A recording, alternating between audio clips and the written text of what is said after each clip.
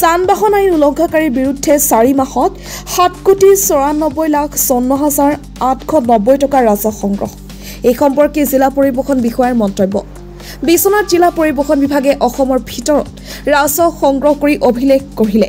যান-বাহন আইন উলংঘাকাৰীৰ বিৰুদ্ধে জিলা পৰিবহণ বিভাগে কঠোৰ পদক্ষেপ গ্ৰহণ কৰি মটৰচাইকেল আৰোহী যদি হেলমেট পৰিধান নকৰা, বাহন চলাচল কৰোঁতে ছিট বেল্ট ব্যৱহাৰ নকৰা, ট্ৰাকত বুজন পৰিমাণে মাল চাপি নিয়া, ভুল পথে অহা যোৱা কৰা চালকসকলৰ বিৰুদ্ধে জিলা পৰিবহণ বিভাগে সৰ্বাধিক ৰাজহ সংগ্ৰহ কৰিবলৈ সক্ষম হৈছে। এই সম্পৰ্কত জিলা পৰিবহণ বিভাগ কাৰ্যালয়ত আজি জিলা বিষয়া নাম জানিবলৈ দিয়া অনুসৰি 6 এপ্ৰিল মাহৰ পৰা জুলাই মাহলৈ আইন উলংঘাকাৰীৰ বিৰুদ্ধে চালান কাটি ৰাজহ সংগ্ৰহ কৰা হৈছে। এপ্ৰিল মাহত 1,83,92,377 পৰিৱৰ্তে 1,95,55,859 ৰাজহ সংগ্ৰহ। মে মাহত 1,77,101 পৰিৱৰ্তে 1,89,21,028 ৰাজহ সংগ্ৰহ। জুন মাহত 1,39,42,247 পৰিৱৰ্তে 1,88,91,647 ৰাজহ সংগ্ৰহ। জুলাই মাহত 1,40,58,984 পৰিৱৰ্তে 2,20,86,356 ৰাজহ সংগ্ৰহ কৰি বিশ্বনাথ জিলাত অভিলেখ গঢ়িলে বিশ্বনাথ জিলা পৰিবহণ বিভাগে। বিশ্বনাথ চাৰিআলিৰ পৰা অমিতাচাৰ ৰিপৰ্ট, বিটাইম নিউজ অসম। বিভাগীয় কামত বিভিন্ন কামত আৰু আমাৰ ওপৰৱালাৰ নিৰ্দেশ মতে যিখিনি কাম থাকে মানে টাইম টু টাইম আমি সেইখিনিত ব্যস্ত আছোঁ।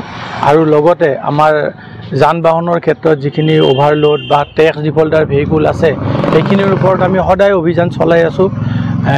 ই ৰিক্সাৰ ওপৰতো অভিযান চলাইছোঁ, তেওঁলোকে যাতে সজাগতাখিনি পায়। আমি যদিও ই ৰিক্সাৰ ওপৰত মানে বিভিন্ন ঠাইত বিভিন্ন কথাত আমাৰ এনফৰ্চমেণ্ট বা MVI সকলোৱে লগ হৈ পেলাই তেওঁলোকক এৱাৰনেছ দিয়ে যাতে ৰাস্তাত ঠিকমতে চলে গাড়ীখন, কোনো ধৰণৰ যাতে অসুবিধা নকৰে বা কাগজ পত্ৰখিনি বনাই লয়, লাইচেঞ্চখন বনাই লয়। এইখিনি কথা চৰকাৰীভাৱে যোনটো টাৰ্গেট চৰকাৰে আমাক বান্ধি দিয়া টাৰ্গেটটো আমাৰ আছিলে 25,61,17,000 আৰু এপ্ৰিল মাহত আমাৰ টাৰ্গেট আছিলে 1,86,50,000 তাৰে এগেইনষ্টত আমি 1,95,55,859 টকা আমি 104% ৰিচিভ কৰিছোঁ এপ্ৰিল মাহত। মে মাহত তেনেধৰণে 1,63,87,000 আছিলে টাৰ্গেট, আমি 1,89,21,028 টকা আমি 116% ৰিচিভ কৰিছোঁ। জুন মাহত আমি 116% ৰিচিভ কৰিছোঁ, আমাৰ যিমান টাৰ্গেট দিছিলে তাতকৈ ৰিচিভ কৰিছোঁ। জুলাই মাহত আমি 120% ৰিচিভ কৰিছোঁ। আমাৰ টোটেল টাৰ্গেটত 25,61,17,000 আমাৰ মান্থলি হিচাপত এপ্ৰিল মে জুন জুলাই 4 মাহৰ টাৰ্গেট আছিলে 6,95,90,000 তাৰে এগেইনষ্টত আমি 7,94,54,890 টকা আমি ৰিচিভ কৰিছোঁ। টোটেল এচিভমেণ্ট 114.17 কৰিছোঁ।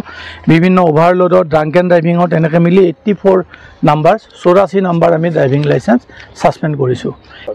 ৰাইজক এইটোৱে আহ্বান জনাম, প্ৰথম কথা যাতে আমাৰ এক্সিডেণ্টটো নহয়, ফাৰ্ষ্ট যাতে আমাৰ এক্সিডেণ্ট নহয়, এক্সিডেণ্টৰ কাৰণে যিখিনি সজাগতা ল'ব লাগে ৰাইজে এইখিনি লোৱাটো দৰকাৰ। আৰু চাওক এটা মই সাধাৰণ উদাহৰণ দিওঁ, এটা ল'ৰা জন্ম হয় 0ৰ পৰা 22 বছৰলৈকে মাক দেউতাকে তেওঁলোকক ডাঙৰ দীঘল কৰি যিখিনি তেওঁক উঠাই আনে, 20 বছৰ 22 বছৰত তেওঁলোকে এটা ডিমাণ্ড কৰে মোক এখন মটৰচাইকেল দিয়ক। মাক বাপেকে মাটি বাৰী বেছি হ'লেও কিবা কৰি হ'লেও এখন কিনি দিয়ে, কিন্তু সেই 20 বছৰৰ যিখিনি কষ্ট মাক দেউতাকৰ সেইখিনি 22 ছেকেণ্ডত 20 ছেকেণ্ডত নোহোৱা হৈ যায় মাত্ৰ সজাগতাৰ কাৰণে। আৰু তেওঁলোকে হেলমেটটো নিপিন্ধে বা অভাৰ স্পীডিঙত চলায়, এইখিনি কাৰণে এটা জীৱন ধ্বংস হৈ যায়। আমি যাতে জীৱন কাৰো নষ্ট নহয়, মাক দেউতাকেও এইটো ক্ষেত্ৰত সজাগ হওক, ল'ৰা ছোৱালীক শিকাওক। আৰু আপোনালোকেতো মিডিয়াসকলৰ ফালৰ পৰা আমি যথেষ্ট সঁহাৰি পাওঁ আৰু আপোনালোকে যথেষ্ট এৱাৰনেছো কৰে। আৰু আমিও এতিয়া কথাটো হৈছে কি আমাৰ ইয়াত হাইৱেটো ভাল হৈছে, আগৰ তুলনাত ৰাস্তাটো বহুত ভাল হৈছে। মানুহবিলাকে সদায় অভাৰ স্পীডিঙত চলাবলৈ চেষ্টা কৰে আৰু ৰং লেন ড্ৰাইভিংটোৰ ওপৰত আমাৰ এনফৰ্চমেণ্ট সদায় যিহেতুকে তেওঁলোকে ৰাস্তাত থাকে, তেওঁলোকে বিভিন্ন দেখে, এইটো হিচাপত আমাৰ অফেন্সো লওঁ আৰু সজাগতাও কৰোঁ। এইখিনিয়ে অনুৰোধ কৰিম যাতে গোটেইখিনি নিয়ম মানি চলে।